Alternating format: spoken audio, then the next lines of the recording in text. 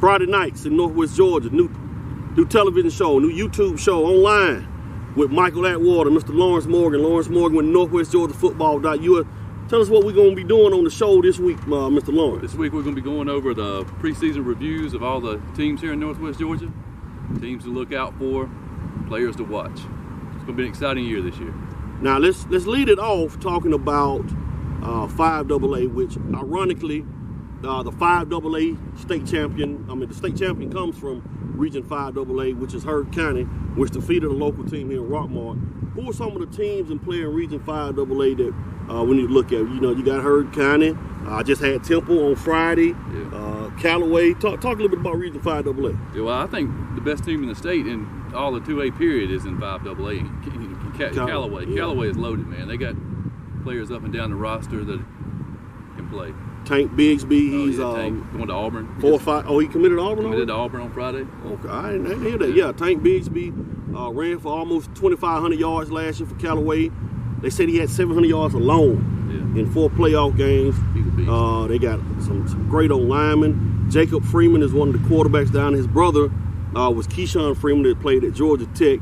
Do you think Heard County, Bremer, Temple can contend with Callaway? I know Heard's got a lot of guys coming back on the offensive and defensive line. A couple of guys on the defensive side that are returning. But I heard there's a 5-way competition for the quarterback right now at this point. 5-way? Yeah, 5-way. Woo. They got 3 returners and then 2 guys stepping up from the 8th grade that are competing for that spot. Wow. So that could be big. There's a lot of depth down there with Heard County. Bremen was a team that some people saw this past week in a scrimmage game with the Rockmart Yellow Jackets. What do you think about Bremen's chances this season? I think Bremen has a good chance. They're tough, always tough on defense. They got a few skill spots that they're having to replace. And from what I hear on Friday night, they struggle a little bit in the skill game. They were playing Rockmart, but yeah, and Rockmart, the runner-up last year in AA. Speaking of Rockmart, as we go on and do our team previews for the preseason, 7AA. 7AA, Lawrence, man, is loaded with talent from top to bottom.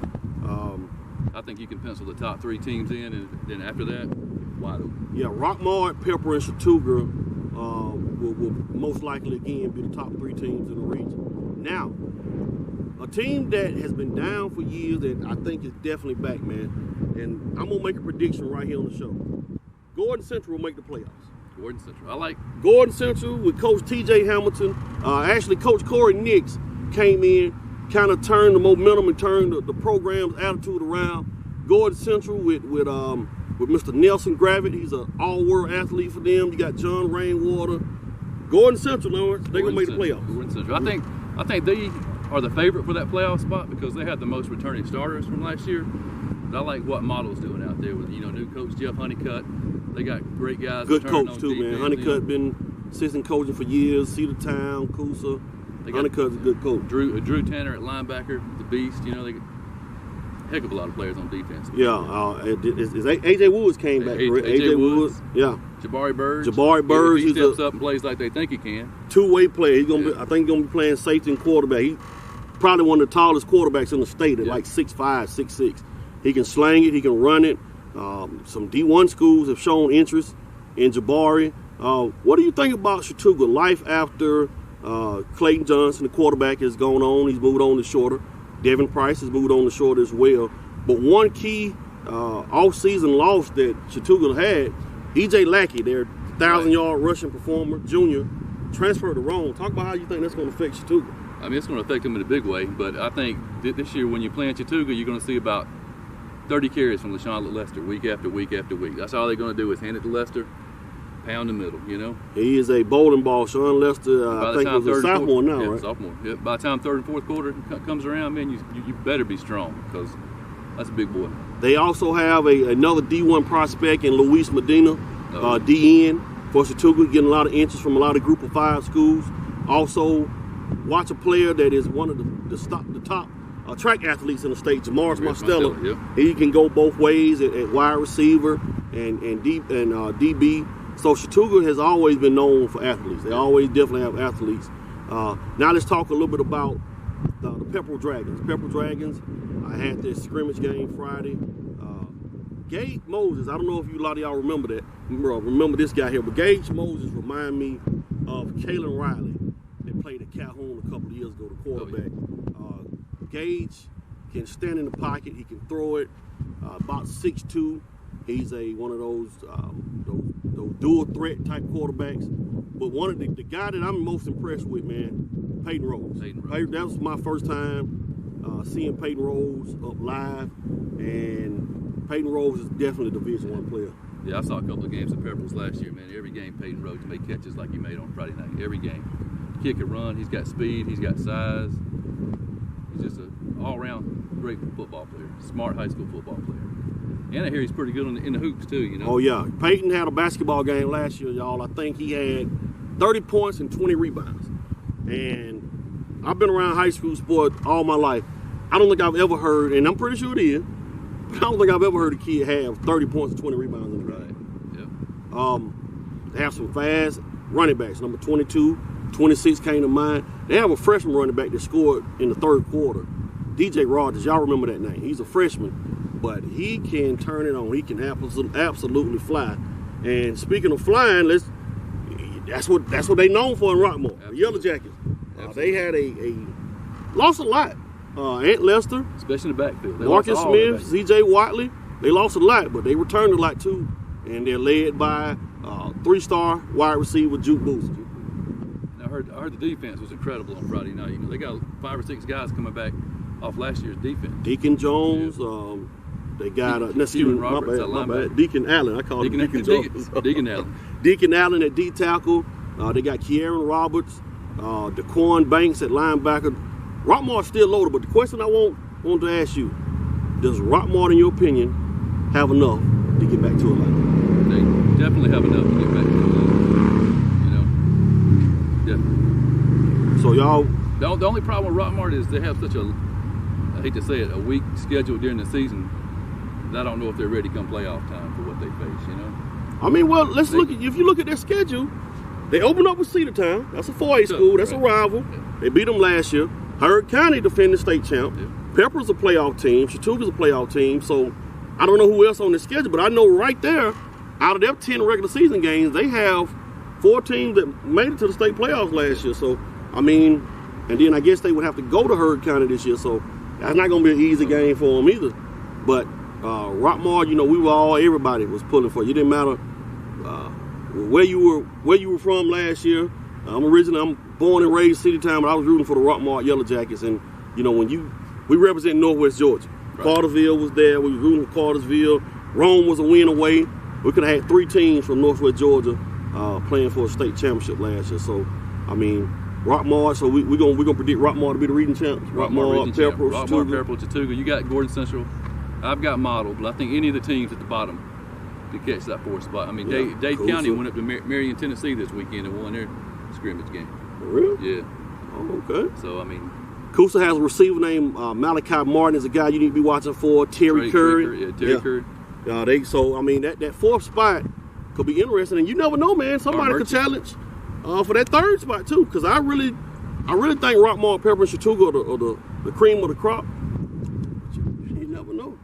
I'm gonna go ahead and say you can pencil in Rockmore's name with a pen right there. We're writing it down. Rockmore number 1. A team that has constantly been number 1 in their region.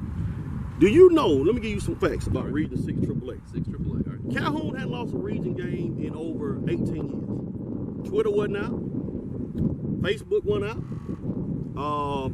We barely had cell phones then. 18 years is the last time Calhoun lost a region championship. Region game. But the heir or the king in Calhoun has retired. Harold Lamb. Harold Lamb is one of the greatest coaches to ever grace the sidelines in Georgia. 3 state championships, 18, 19 in a row region titles. I don't think I've heard another streak like that since the Braves with their 14, 15 straight division title. But nevertheless, Harold Lamb is gone. Enter Clay Stevenson is the new coach at Calhoun. I think he was the OC at Calhoun last year. But best believe, do not think because Harold Lamb is gone that this rain in this region gonna stop. I've heard a lot of talk, this offseason, that they lost a lot of players to college and they don't have a lot returning. This might be the year that Calhoun falls. But the last time I heard people talk this way, Calhoun came back and won state championship. Yeah, Calhoun's still loaded to have. And the coaching staff's incredible. Oh yeah, man. The coaching staff at Calhoun is almost like a college coaching staff. I stopped by their practice this summer. I went and did a tour of all the high schools around and stopped by their practice, man. Just the way they were conducting themselves was unbelievable, you know. They're going with Jake Morrow as the quarterback. They've got Cedric Lacey. They got some big-time linemen with Kendez Griffin. They got Jaden Curtis. They got that back. Haynes. Haynes. He's back there. They have Carson Speed, I think, or Cole Spears. Carson Spear, I think his name is, the wide receiver. Clayton, and then they got a Clayton Long. Clayton Long played 7-on-7 this summer with Cam Newton team. So and probably one of the best linebackers I saw this summer, David Braden. David Braden, man, dude's big. Yeah, he gets fast, at it. He's smart. He gets at it, man. I think he might be the best player in 6 AAA right now. It's going to be a toss-up between him and a bunch of other linebackers. What do you think about that game with Calhoun and North Murray? I know that's one of the games. You know, we trying to do a Northwest Georgia game day. What do you think about Calhoun North Murray game? It's going to be a great game, man. I saw North Murray play in the spring, and I was impressed. You know, I swallowed the Kool-Aid, I guess I could say, man. After I left that game, I was like, Calhoun's in trouble. But North Murray has a guy, man, I tell you, that could, out of all the teams around here, Ladd McConkey is one of the best athletes in Northwest Georgia. Ladd McConkey could walk on anybody's campus around here, high school, and start right now. Anybody. You can go with your Rome's, your Cartersville, whoever you want to name. Ladd McConkey is just that good. And his daddy, Benjamin McConkey, when he played back in the day at Dalton, was a good quarterback. But you saw Ladd this summer. What do you think about Ladd McConkey? I saw him in the spring. I saw him in the spring game. His first, I guess, start as a varsity quarterback. I saw him run 2 in. I saw him throw a 50-yard touchdown. And I saw him have a 50-yard pick six for a touchdown. I was sold right there. And he made the popcorn. Yeah. He delivered the hot dogs. And he was also in the band at it. He does it all. Ladd McConkey, people, y'all remember that name for North Murray. He's a heck of an athlete. Yeah. He's a real heck of an athlete. And the thing I like about North Murray too, man, is they have a couple of linebackers in Buckner and Flood. Yes. That are 2 of the best in 6 AAA. Also, man, those guys can play. LFO with that triple option that they run, they're gonna be a team to reckon with. I think Cartersville, LFO, and North Murray are the top 3 in that 6 AAA. Sonorville, Coach Denver Pate, they have a good program. They have a quarterback transferred in from Gordon Central, Brady Lackey. He is a junior quarterback up there. They got Mr. Burns. He's a Blade Burns, I think is his name. Sonorville has some athletes, man. You know, they actually returned more players this year than anybody in 6 AAA. Okay. So they're going to be the most experienced team on the field. Yeah, and they have a 3 set of linebackers that I really like. You know, Sonorville has some. They got enough to make a run to the playoffs. Adasville, remember KJ Weaver? KJ Weaver, the 2-way player, plays running back, defensive end. I think they have Connor Crumpleton at quarterback, or Gunner. Adasville, if I'm not mistaken, did they make the playoffs last year? They did not make the playoffs last year. They were the number 6 team. And see, this region, you know how we were talking about 7 AA and talking about how, top 3 and then everybody else. This region is kind of like that as well. Yep. It's a loaded region. Hey, Harrison County made the playoffs last year out of this region. Yep. I don't know how good they're going to be this year, but Harrison County made this year. Creek is a sneak up on some people. I don't know if they'll make the playoffs this year, but I think it's a program that's on the rise. And Region 6 AAA is a region that doesn't get a lot of recognition in the state because of Calhoun's dominance. But North Murray, LFO, Sonorville, Adasville, Harrison County made it last year. You got Harrison County. You have some nice programs in that class that could, in other divisions, other regions, they could make some noise. And it's some great coaches in this region. Eric Bishop, man, over at Adasville is a heck of a coach. Denver Pate is a great coach. So we got some veteran coaches in that region as well. Yeah, I think one of the most surprising scores from this weekend's scrimmages, it's just scrimmage, but Murray County, who was 0-10 last year in 6 AAA, won their game 38-14. What? Over Polk County from Tennessee or North Carolina. But yeah, when you got the team on the bottom beating people like that, It could be a competitive week region. in, week out, you know. It could be a competitive region. Speaking of a competitive region that we failed to mention earlier, 6-1A, excuse me, with Darlington, Trine, Gordon Lee, Mount Zion. Now 6-1AA is a two-sided sub-region. On the other side, I think it's like Whitfield Academy, Fellowship Christian, that kind of thing. But maybe the best player in this area is a lineman by the name of Tate Ratledge. 5-star offensive lineman, is headed to the University of Georgia. Go Dogs, Lawrence. Say it. Say go Dogs. I can't say it. I can't. Lawrence, say go Dogs for the fans. Roll Tide. Lawrence, man. Is that what you say? Roll Tide. You're supposed to say go. We'll talk about that. You're supposed to say go Dogs, Lawrence. Roll Tide. God dog it. Anyway, he got a cold, so that Roll Tide stuff, that's something that's, I don't know what's going on. But anyway, talk about Mr. Tate, man. Tate Ratledge, man, 5-star old lineman, who I think, man, he could be playing on Sundays. Yeah, he's a beast. I mean, he's quick, he's big, strong. I mean, that whole Tiger team, man, is loaded up front. You know, you got Cade Brock up front. He just accepted a preferred walk-on to Georgia this past week. Yeah, okay. Brewster, a quarterback, who's a Division I prospect. Yeah, Griffin Brewster is back from that torn ACL. They lost some key pieces. Talk about the key pieces that Darlington lost, though. They lost 2 of their top wide receivers from 2018. Cam Watson, I heard, transferred to Denmark. Demetrius Rogers is at Hebron. But I was at the game last week, man. They had a kid step up. Shelley was his name. Patrick Shelley's a heck of a basketball player, too. Man, that dude plays on the Rome League AAU basketball team. Remember that? Dude caught 7 or 8 passes in that varsity first. And he's a sophomore, too. Yeah. And he can play. So they got some answers, you know, in 2019. Darlington, I think Darlington could make a legitimate run. I had them in the playoffs last year against Eagle Landing Christian, and Eagle Landing Christian, they really need to be playing 2 or 3A. They were loaded, but I think Darlington really could make some noise in 1A private. Now, next year, they plan to go to all public school regions and private school regions and get rid of that power rating stuff. But Darlington is a team I think is by far the best team. Now, Mount Zion, you know, a couple of years ago, Mount Zion made a run in the public school side. Mount Zion is a team that stay loaded. You can never count Trine out. Trine is another loaded squad. Trine, Christian Heritage. Yeah, Christian Heritage. They have some athletes up there, so I don't think Darlington's gonna have a cakewalk. Gordon Lee is always competitive, has athletes. Bowden, they have athletes. Bowden's got a bunch of young guys this year, man. They look like they might be the surprise team from 6A. So I mean, it's a loaded region, man. Don't think Darlington. I mean, we're predicting Darlington to win. I think the Tigers have the size. They're going to outsize everybody. The key for them is going to be whether or not they're quick enough to beat some of these teams. You know, if Brewster can get the ball down the field, and if they can keep Colin Rogers healthy at the running back spot. Rogers plays linebacker for Darlington as well, and he's a running back that kind of goes under the radar. But Colin Rogers is a running back that can get it done as well. Oh, yeah. He's a big boy too. And I think on the other side, the team to beat it may be Fellowship Christian. I don't know anything about 6B at all. I don't know about, but hopefully one of our teams on this side will win it.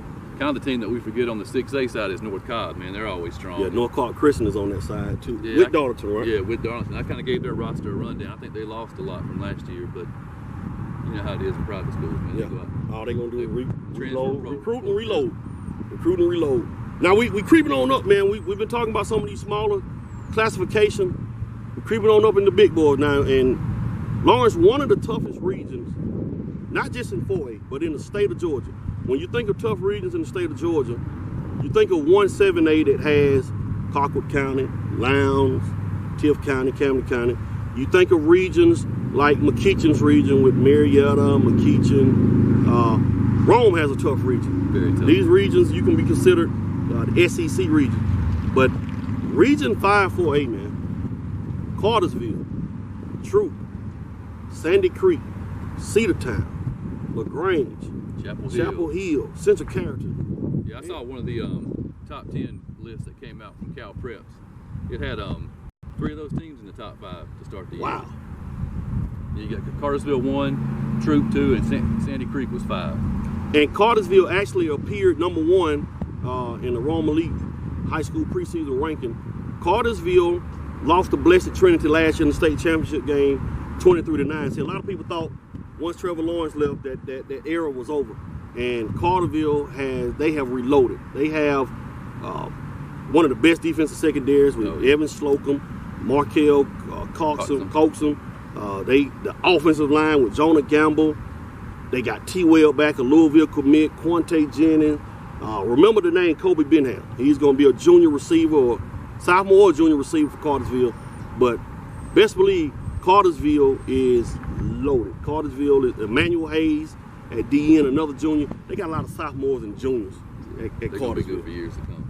I looked on their roster on Max Prep. They said they had 117 players on the roster. Amari Orr is another name. Cartersville is absolutely loaded. Are they going to Troop this year, or is Troop coming to them?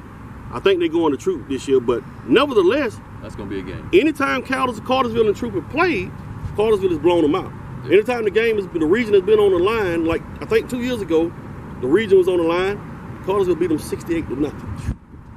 Now, the game that people I think need to be concerned with is September 25th, I think. That's Cartersville and Cedartown. Cedartown pushed Cartersville last year. Lost by what, a point?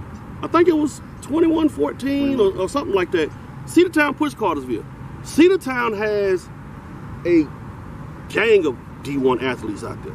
Taji Hudson, quarterback, committed to East Carolina. Kobe Pryor, running back, committed to Clemson. They have a junior DB/receiver that could be a quarterback too, Jaden Johnson. Remember that name? Jaden Johnson. Yeah, he scored 2 touchdown catches in the scrimmage on Friday night. He can play. You have DJ Frazier. You have Chadrick Neal. You have Will Pingram. Cedartown has enough athletes. Kind of a disappointment last year. They finished 5-6. They made the state playoffs. But they were only about 12 points away from making the playoffs. They lost to Rockmart by 6. Last-second pass. I think Bremen beat them by like 7. Cartersville beat them like 7. I don't think they were blown out last year. They just couldn't get over that hump. The Cedartown and Doyle Kelly and that Cedartown group, do they have enough to get over that hump? Can Cedartown make a run in the state playoffs? I think they're going to finish 4th in that region. Make the playoffs. You going 4th? I'm going 4th. So who you got? Cartersville going first? I got Cartersville, Troop, and then Creek. I think Cedartown could finish anywhere. If they came that close to beat Cartersville last year, I think Cedartown may have enough. I'm not saying it, y'all. I'm not saying they're going to beat Cartersville. But I think Cedartown could they got enough to contend with Cartersville. I think they're definitely a playoff team. And I think Cedartown, Sandy Creek, Cartersville, Troop is like the SEC West. Absolutely. With Alabama, Auburn, Texas, coin flip. But I think those are the 4 teams that'll make the playoffs out of region 5, 4A. Now, what about 6, 4A? And you got is Pickens County. Is that still going to be the team to beat in region 6, 4A? I'm going to go with Pickens County, man. You have to go with the champion until they get beat. Plus, they got the returning 6, 4A player of the year coming back at quarterback, C.J. Streicher. And, they lost a couple of people off the skill side of the ball, but I think they're loaded. I think another team to watch out for Ridgeland. Watch out for Heritage, too. Yeah. Heritage Catoosa is a team that contend. I mean, it's a region that is not as deep as 6 AAA with Cedartown. With Calhoun and Dansville, Sonoraville. But if you go to a Ridgeland Northwest Whitfield game or a Ridgeland Pickens County game, man, it's nothing like it. Really? It's nothing like it all. Ridgeland will be out here as we're shooting here at Barrett Stadium. Ridgeland will be out here in about a week and a half playing in the second edition of the Corky Kill Classic against Calhoun. Ridgeland lost their head coach after 1 season last year. I think he went on to went to the college ranks. So, I don't blame for that. But Ridgeland is always going to be a tough team to contend with. That Calhoun-Ridgeland game this year, it may be a game that may be a little better than it was last year. Calhoun lost some key players. Ridgeland lost some too, but game could be better this year. But I think I'm gonna go with Ridgeland in that region, Larry. Ridgeland in the region, all right. I tell you what, the 4 playoffs team though is going to be Pickens, Ridgeland, Northwest Whitfield, and Heritage are the 4. I don't know what order they're going to be in, but I don't see anybody but those 4 making the playoffs. And Heritage, I forgot his name. They got a kicker. And they had to find us a cooler location. That's too hot for this old man. Yeah, man, and it was scorching out there, man, from the stadium. So, the heat index on the show indicated that we had to come inside. And as soon as we come inside, we talking about Region 7-5A with our beloved Rome Wolves, 2-time state champion, won the state championship in 2017 and 18. Perhaps, Lawrence, one of the most dominant football teams in that's ever played. You know, when you think of some of the most dominant programs, you think of Beaufort, you think of Camden County, and Grayson had a dominant team. It was a legitimate 9-10 D1 players that played on some of them. Absolutely. Them Rome Wolves team, man, during that time. It was by far the best team in Northwest Georgia I've seen since the 1986 West Rome Chieftains. Yeah, man, I saw a stat. Speaking of that, man, from 1982 to 1985, West Rome went 59-1.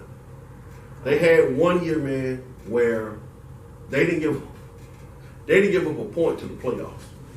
I was actually a fan in the stands that game they lost, which would have broke the state record at the time. They lost 7-6 to Carrollton after turning the ball over 13 times. In one game? In one game. It was, I don't know if it was the pressure from beating the record or what, but they were fumbling like crazy and only lost 7-6. Wow. Yeah, from 82 to 85, West Rome was 59-1. But this Rome High team, the 40-game winning streak that ended last year against Warner Robins and Warner Robins. A lot of their stars, you know the stars. Miles Griffin's gone. Georgia Tech, Knox Kadum, Adam Anderson, Jaquan Griffin, Jalen Sykes. I mean, you name it. So, you know, it's time for a new cast of stars for the Rome Wolves. And I think they got plenty of stars still left. Nick Burge won 2 state championships. He's a veteran on his team now. Middle linebacker, running back. Trey Lawrence at running back. This new quarterback that Rome has, Caleb Ehlert, transferred from Brookwood. They say he's the real deal, Lawrence. Real deal. Right? They say he's the real deal. They got Jay Wise at receiver, 4-star All-American offensive lineman, Quantavious Tick Leslie, getting a lot of looks from SEC schools. Aiden Gaines, who's already committed to Army. They still got some guys there left, man. But how are they going to stack up, according to you, in Region 7-5A? Give me your playoff teams. Playoff teams. We'll start with number 4. I'm going to go with the secure pick, East Paul. Oh. They were a playoff team last year. I'll put them back in there for 2019. I think I'm going to go with number 4. And it's kind of like we were talking about some of the other regions where, you know, like 1 or 2 or 3 spots is kind of secured. But that number 4 spot, man, I'm gonna go with Villa Rica. I think Villa Rica can make some noise. You got Hiram too that could be a contender. Yeah, Hiram did they come close last year in 7-5? They were close. Okay, I'm going with Villa Rica as my number 4. Who's your number 3? Number 3, Kale Longhorns. Okay, I'm going with Kale too. I think Kale has always been a top program in the state. Kale will open up. I think they're playing the Corky Kale Classic again this year over at Coolray Field, which is the Gwinnett Braves field, if I'm not mistaken. Yeah. But Kale, I think they're playing Mays. I'm going with Kale as well as my number 3 seed out of 7-5A. Who's your number 2? Number 2, Rome Wolves. Woo! Let me slide over. Rome Wolves, number 2. I think there's a team south of them that's got a little more talent this year. Okay. I got to go with Carrollton.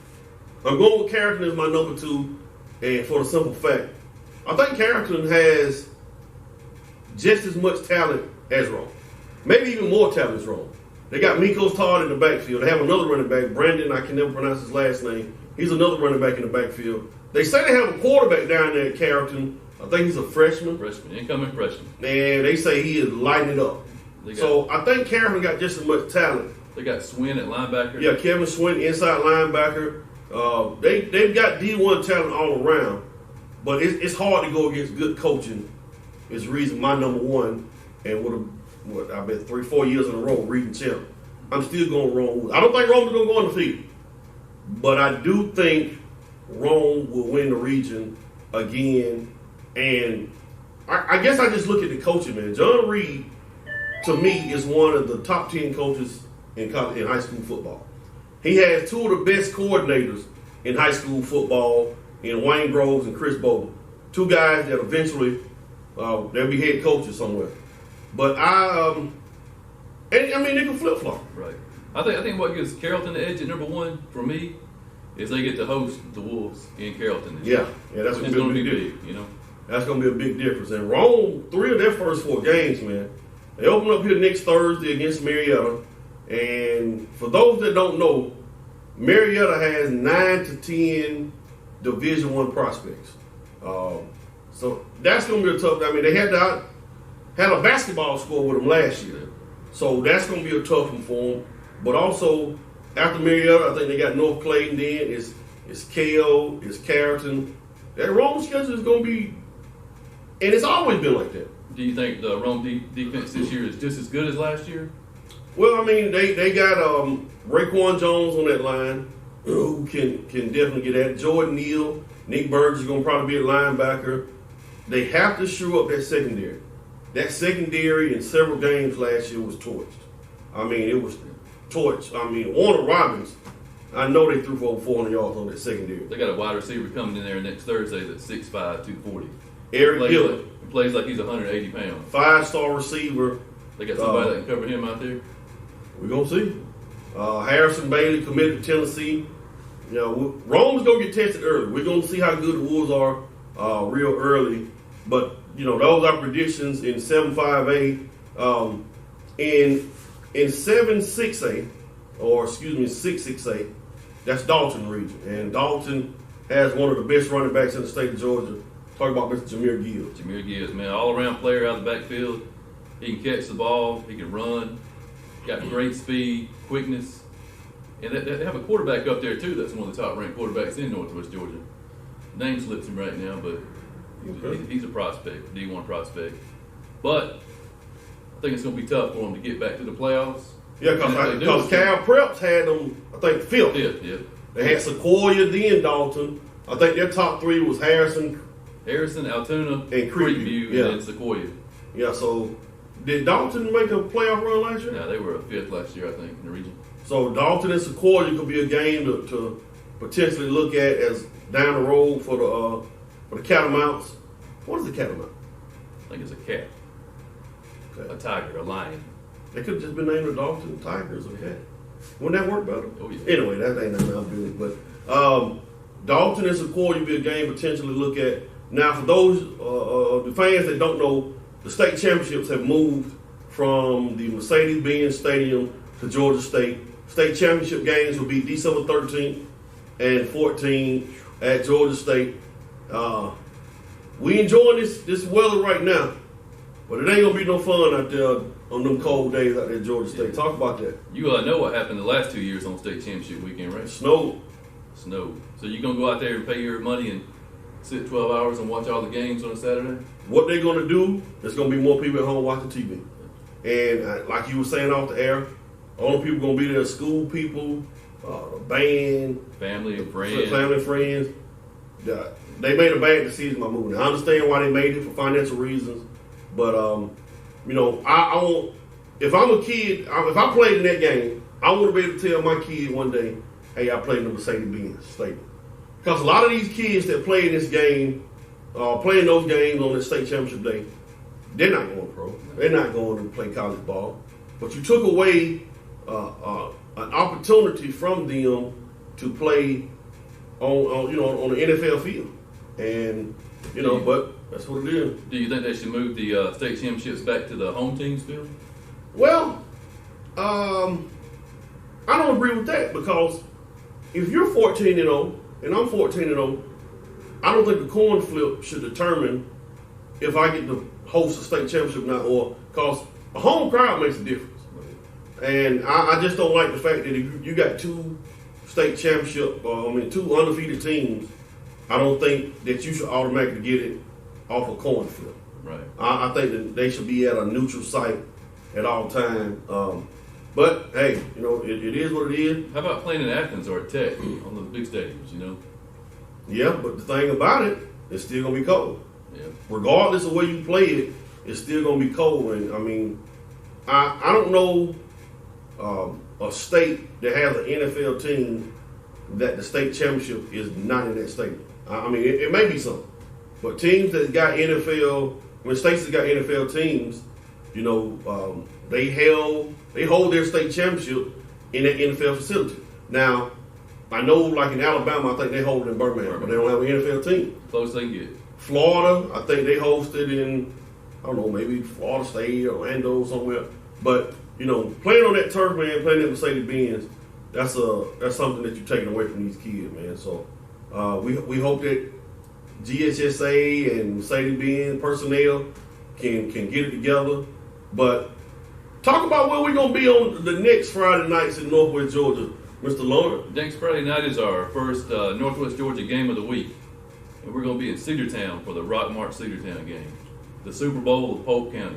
Hey, man. It's going to be a good one. I don't care if those teams are 0-10 the year before. If you want to, we can go through any one of them cities and rob us a bank that night. Cedartown or Rockmart, because everybody will be at that game. Last year, it was a classic game. Rockmart won right there at the end. Juke Boozer caught a touchdown pass and took it to the house right there at the end. And, you know, they got some big-time players that's going to be in that game. So, next week we will be at Cedartown, Rockmart, Friday nights in Northwest Georgia. Hopefully we're going to get our boy James Diamond on here. Talk about other games going on that week. Darlington and Pepperell, Tryon and Coosa. Talk about the Corky Kell here. Yeah. Roman, Marietta, Calhoun, Ridge. So we got a lot more coming at you. You never know where Friday night in Northwest Georgia is going to be. We may pop up in your local restaurant. You never know. We may be doing a show in the tree. You tell them, Lord, they don't know where we're going to be. Anywhere. You have no clue where Friday night in Northwest Georgia will be. So for Lawrence and for Mr. Mike, we'll see you next week in Cedartown.